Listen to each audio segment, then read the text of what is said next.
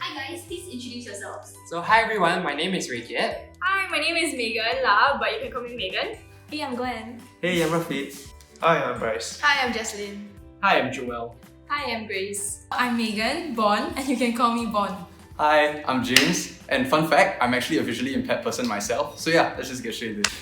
Today we'll be doing a true-false quiz on how much you know about guide dogs and the visually impaired community in Singapore. So let's see how much you know about them.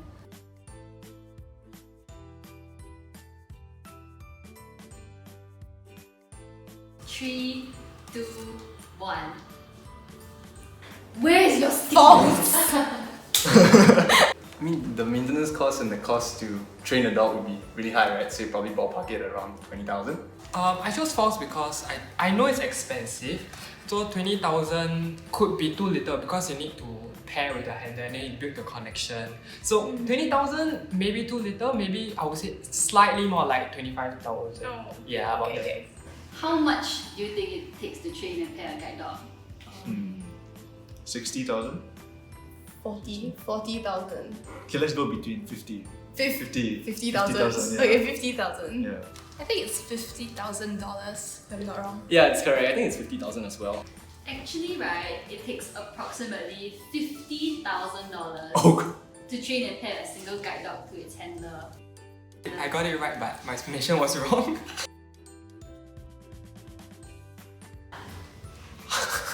Why? True, yeah. True. Yes. Two, But if it one. hard. But okay, it's true. I would say it's true.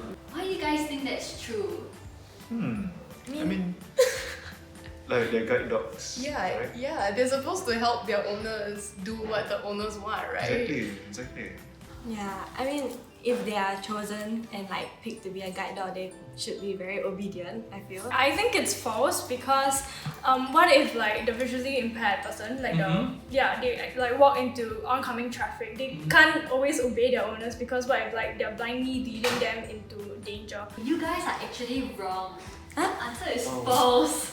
Okay. Okay, Explain guide that. dogs are actually trained to have this thing called intelligent disobedience, which is to deliberately disobey their handler's commands when it puts them in danger. Okay, False. Not because. They're working. Wait, am I? They're on the job. What? Oh, damn. Oh, I think I just screwed up. Of course, true. one. It's True. false. It's true. False is false. It's true. I'm just taking a wild guess here. My explanation would be that because interacting with other dogs might change their behavioral pattern. I think not allowed is kind of true, but I think it's their basic instincts for them to want to play, especially if they are in an environment where there are many other dogs. So they may not be allowed, but I think they will naturally just go and play with the other dog. I say it true because I think that like okay, especially when because they are service dogs, so they should always be on the ball, so they shouldn't be playing with other dogs because they have to always be aware of their situation and surroundings. James was actually correct. The Sorry. answer is false. It's only true when they're in harnesses because their handlers need them to focus while working. But when they're off duty, they're allowed to play with So it's just a each harness thing, right? So it's only when they're semi-right, on the you know, job. I yeah. mean, true and false. Yeah, sort of. soft. Sorry, a False. bit hasty because it's like False.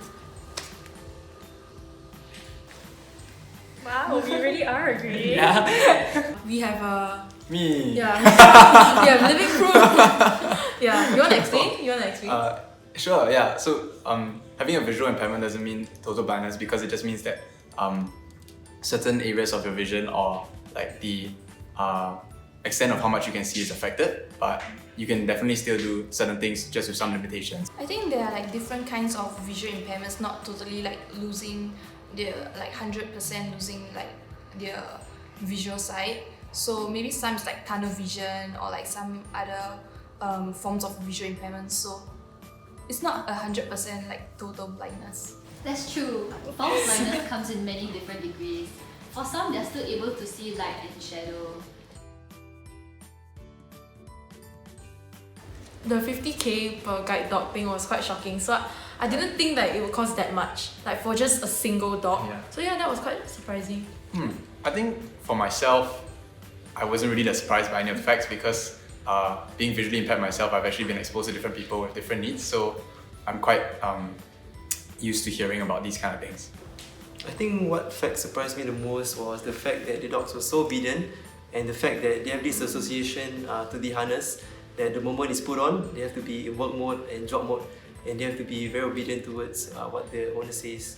I initially thought that they will still play around with the other dogs if let's say they want to. Yeah. For me, I would definitely be on the point of the intelligent disobedience because 50,000, as what Megan mentioned just now, is actually a lot of money, and I would assume that with this $50,000, they actually build a rapport with their handlers and everything. So they will actually like just listen to their handlers wholeheartedly and listen to all their commands. But with this intelligent disobedience, which I learned today, they actually like it actually serves as a form of safety for their handlers. So even though like the handlers may say move forward, but if the guide dog actually sees that it's actually a danger, they will say they won't actually move because intelligent disobedience.